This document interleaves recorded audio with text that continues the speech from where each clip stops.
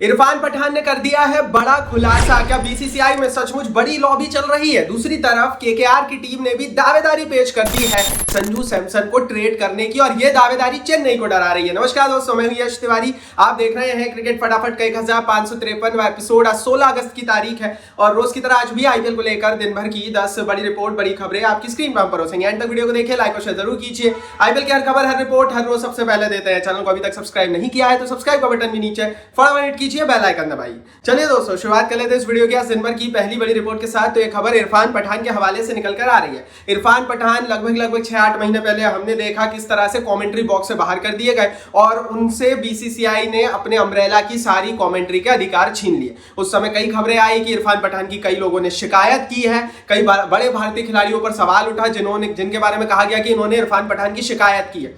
अब रिसेंटली भैया ये एक टीवी शो पर आए हुए थे जिसमें इनसे पूछ लिया गया, तो इन्होंने बहुत सारी चीजें क्लियर करी। एक चीज इनकी बातों से क्लियर हुई कि वो शिकायत हार्दिक पांड्या ने की थी।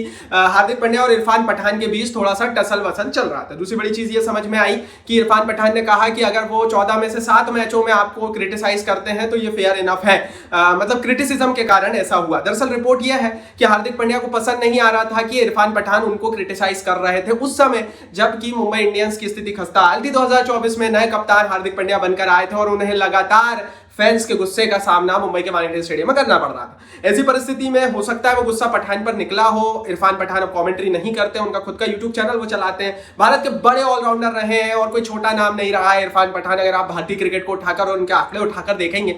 लेकिन हाँ, ये बात जरूर है कि हार्दिक पांड्या से वो टसल हुआ था जिसका खुलासा हमें कल होते हुए देखा। आगे बढ़ते हैं, दूसरी बड़ी रिपोर्ट की खबर की यहां से बात करते हैं। तो केकेआर ने अब एक बड़ा ऑफर दे दिया है। मैंने आपको परसों बताया था कि किस तरह से चेन्नई सुपर किंग्स के सामने राजस्थान रॉयल्स ने एक ऑफर रखा है जिसमें राजस्थान रॉयल्स ने संजू सैमसन के बदले ऋतुराज गायकवाड़ और रविंद्र जडेजा की मांग की थी। लेकिन भैया यहां पर केकेआर भी चाहती है संजू सैमसन को। केकेआर की टीम ने ऑफर रखा है अग्रगेश रघुवंशी या फिर रमनदीप सिंह, इन दोनों में से किसी एक को ट्रेड कराकर संजू सैमसन को लेने का ऑफर केकेआर ने रखा है। हालांकि ये पहला ऑफर है, फेज 1 का ऑफर है। केकेआर ने कहा है कि अगर इस पर बात नहीं बनी तो वो और खिलाड़ियों को देने के लिए भी तैयार है। आपको बता दूं दोस्तों कि चेन्नई सुपर किंग्स की टीम क्या कर रही है क्या नहीं, ये अभी तक क्लियर नहीं है, लेकिन राजस्थान के हवाले से ये क्लियर हो चुका है कि वो संजू सैमसन को ट्रेड करेंगे। दूसरी बड़ी चीज, अगर मैं केकेआर की बात करूं तो केकेआर को एक प्रॉपर कप्तान की जरूरत है। कि इंडियन कप्तान का विकल्प संजू सैमसन से बेटर नहीं हो सकता। Same goes to Chennai. Chennai को भी एक इंडियन प्रॉपर विकेटकीपर, बल्लेबाज और कप्तान और फिनिशर की जरूरत है जो कि अप ऑफ द ऑर्डर उतर सके। तो केकेआर भी पीछे लगी और केकेआर का बड़ा ऑफर आ गया है।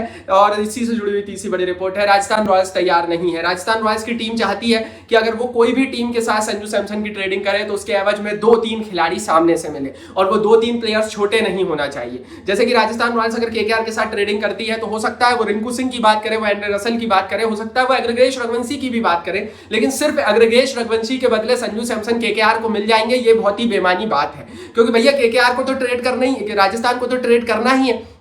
राजस्थान रॉयल्स को तो संजू सैमसन को देना ही है। वो तो चाहेगी कि सामने से अच्छा प्लेयर मिल जाए। भैया वो चेन्नई के पास नहीं चली जाएगी। चेन्नई ऋतुराज गायकवाड़, कम से कम ऋतुराज गायकवाड़ तो चेन्नई दे ही देगी, जड्डू को ना दे।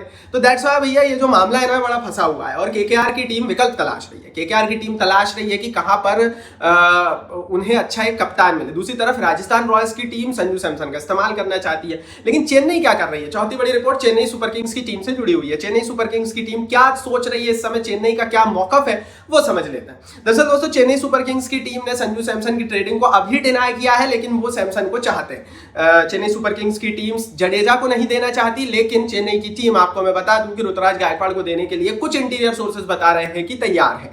कि चेन्नई की टीम चाहती है कि वो एक बड़ा प्लेयर देकर संजू सैमसन को ले सकते हैं, और वो एक बड़ा प्लेयर ऋतुराज गायकवाड़ भी हो सकता है और शिवम दुबे भी हो सकता है। जहां तक बात है रविचंद्रन अश्विन की, तो राजस्थान रॉयल्स की टीम को रविचंद्रन अश्विन नहीं चाहिए, क्योंकि चेन्नई तो रविचंद्रन अश्विन को भी ट्रेड कराना चाहती थी। तो ये रिपोर्ट चेन्नई के खेमे से है और चेन्नई की सीधी शर्त है कि अगर हमें संजू सैमसन चाहिए है तो हमारे लिए जरूरी है, लेकिन हम अपनी पूरी टीम नहीं खराब कर सकते सिर्फ एक संजू सैमसन को लेने के लिए। दैट्स व्हाई भैया चेन्नई की टीम करेगी ट्रेड, लेकिन सिर्फ एक बड़े खिलाड़ी को देकर सैमसन को लेगी। अब इस पे क्या होगा आगे वो तो समय बताएगा, लेकिन मैंने आपको बहुत सारे हिंट ऑलरेडी दे दिए हैं। 5वीं बड़ी रिपोर्ट की यहां से बात करते हैं। भैया रविचंद्रन अश्विन ने बहुत बड़ा खुलासा किया, बहुत बड़ा एक्सपोजे किया, और ये एक्सपोजे अगर आगे बढ़ जाता है, खुलासा आगे बढ़ता है, तो बहुत सारे सवाल उठ रहे हैं। क्योंकि रविचंद्रन अश्विन कहते कहते ऐसी बात कहेगा जो सचमुच दिमाग से परे थी। रविचंद्रन अश्विन बोल रहे हैं कि जो बीच आईपीएल में इस साल डेवॉल्ट ब्रेविस की एंट्री चेन्नई सुपर किंग्स की टीम में हुई थी, वो एंट्री अंडर द टेबल हुई थी। 75 लाख रुपए की जो वैल्यू है डेवॉल्ट ब्रेविस को, वो तो व्हाइट में दी गई थी, लेकिन अश्विन की माने तो मतलब टेबल के नीचे से भी कुछ पैसा ब्रेविस को दिया गया था। अश्विन ने कहा है कि 75 लाख रुपए में चेन्नई की टीम को किसी भी हालत में डेवॉल्ट ब्रेविस नहीं मिलने वाले थे, क्योंकि 2 से 3 टीमें और थी जो कि ब्रेविस के पीछे उस समय पड़ी हुई थी, मतलब बीच आईपीएल में रिप्लेसमेंट के लिए। लेकिन क्योंकि 75 लाख के अलावा और ऊपर से कुछ पैसा ब्रेविस को दिया गया, दैट्स वाई ये ट्रेडिंग हुई। अब ट्रेडिंग बोल रहा हूँ, दैट्स वाई ब्रेविस आए चेन्नई के पास। अब ये जो बात है ना रविचंद्रन अश्विन की, अगर ये और आगे बढ़ती है, बीसीसीआई इसका संज्ञान लेता है, तो ये तो बहुत बड़ा मुद्दा है।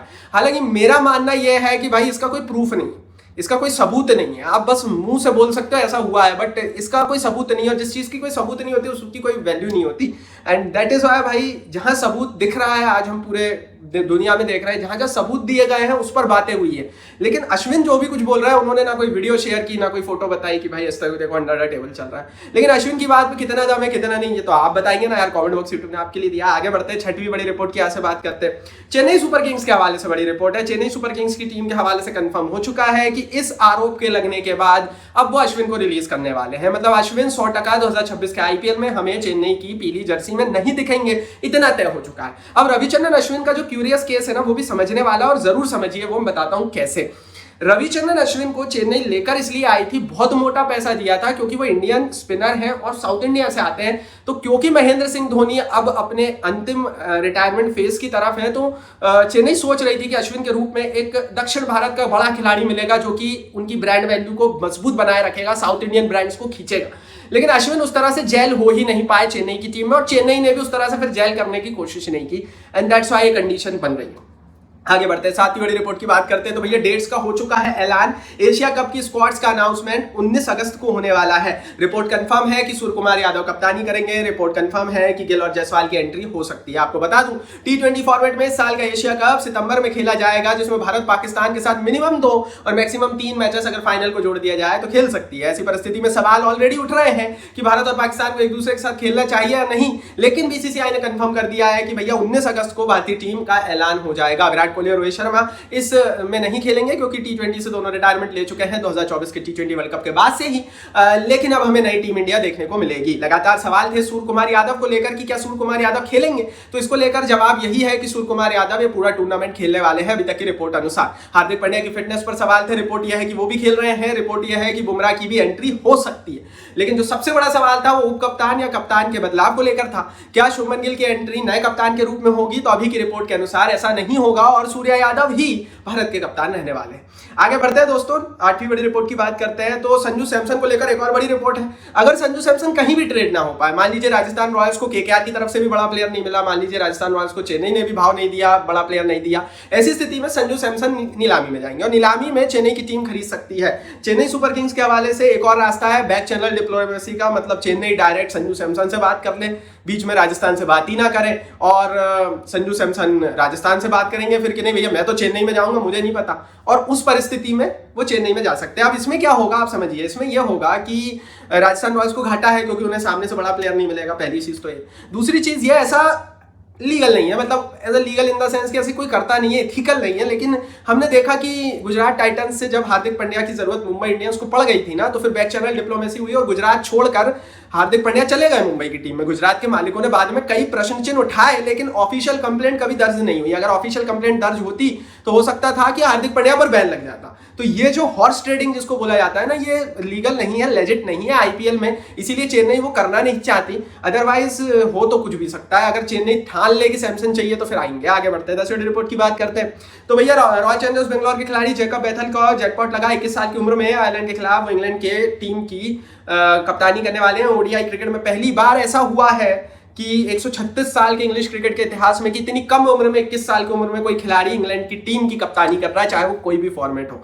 तो जैकब बेथल जो कि एक बड़ा नाम थे, आरसीबी के हवाले से कई रिपोर्ट आ रही थी कि उन्हें रिलीज किया जाएगा, लेकिन हो सकता है कि अब जो परिस्थिति बन रही है उसके बाद बेथल को भी जाने ना दे आरसीबी की टीम। यदि दिन भर की 10 बड़ी रिपोर्ट, कमेंट बॉक्स में जरूर बताइए आपको कौन सी खबर अच्छी लगी, कौन सी नहीं, और कोई यूट्यूब ने कमेंट बॉक्स आपके लिए दिया, अपनी राय जरूर लिखिए। इस वीडियो में लाइक और शेयर कर दीजिए अपने हर एक आईपीएल और क्रिकेट फैन के साथ, और अभी तक चैनल को सब्सक्राइब नहीं किया है तो सब्सक्राइब का बटन भी नीचे है, फटाफट हिट कीजिए, बेल आइकन दबाइए।